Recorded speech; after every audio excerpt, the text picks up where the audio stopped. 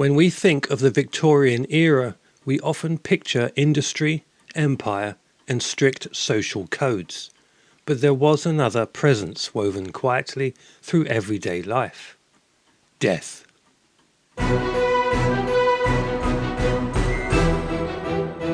Welcome to Literally Victorian with your host, Matthew Lee Hanson.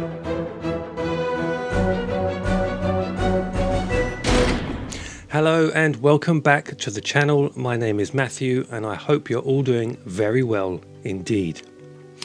So, death. Not a word we like to think about too often, is it? For the Victorians though, death was not hidden from view.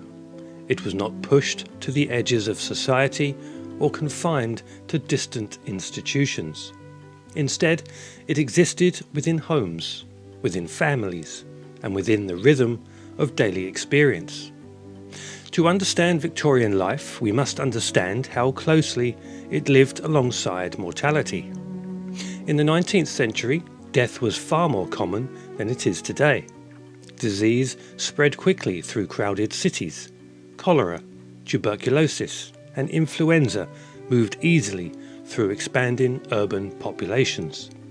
Infant mortality was heartbreakingly high, and even small illnesses could become fatal without modern medicine. Industrial labour also carried danger. Factory machinery, coal mines, and railway construction exposed workers to constant risk. Life expectancy was shorter, and families were often familiar with loss. Death, therefore, was not an unusual event. It was reality that households prepared for. When someone died, the body usually remained within the home for a period of time. Family members and neighbours would gather, curtains drawn, mirrors sometimes covered. The home itself transformed temporarily into a space of mourning. Victorian society developed elaborate rituals to express grief. Mourning clothing became one of the most visible expressions of loss. Widows in particular were expected to wear black garments for extended periods, sometimes for years. Fabrics were chosen carefully, with dull finishes that avoided shine or decoration. This was known as fall mourning, and it signalled to the world that the wearer was experiencing profound grief. As time passed, the strictness of mourning dress gradually softened into what was called half mourning, allowing muted purples, greys, and lilacs to appear once again. Clothing became a language through which grief could be publicly recognised. Memory, however, was not limited to clothing.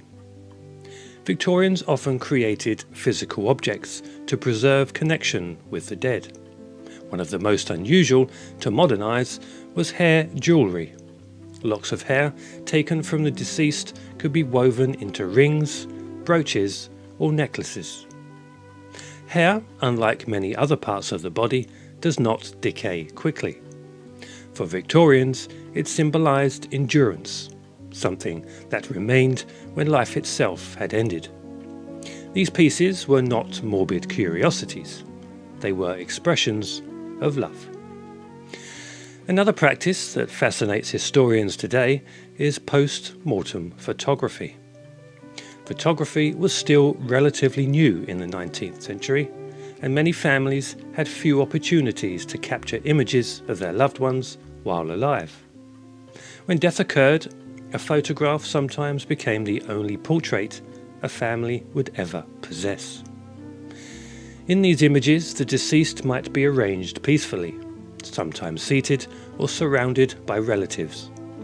To modern viewers, the practice may appear unsettling, but for Victorians, it served as remembrance. The photograph preserved presence.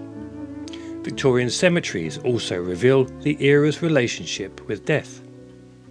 Gravestones and monuments were often richly decorated with symbolism. Angels represented guidance into the afterlife. Broken columns symbolised lives cut short. Draped urns expressed sorrow, Every carving carried meaning. Even the layout of cemeteries changed during the Victorian period.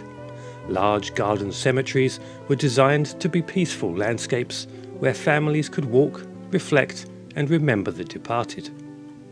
Death, in this sense, was not separated from the living world. It was integrated into it. But perhaps the most intriguingly, the Victorian fascination with death also contributed to the rise of spiritualism. In drawing rooms across Britain, people gathered around tables hoping to communicate with those who had passed away. Mediums claimed to channel voices from beyond the grave. Hands joined in dimly lit rooms as participants listened for signs that death was not the end of consciousness. Whether one believed these seances or not, their popularity reveals something important about the Victorian mindset. Grief created longing, and longing searched for reassurance. The Victorians did not necessarily dwell on death because they were morbid. Rather, death was simply too present to ignore. Rituals, objects, and beliefs helped people navigate that presence. Mourning offered structure, memory offered comfort, faith offered hope. In many ways, Victorian society confronted mortality more openly than modern culture does. Today, death is often hidden within hospitals and institutions, rarely seen until the final moment. The Victorians then, by contrast, encountered it within the home, within the family, and within the ordinary spaces of life. This closeness shaped their rituals, their art, and their understanding of love. To remember someone was not considered strange, it was expected.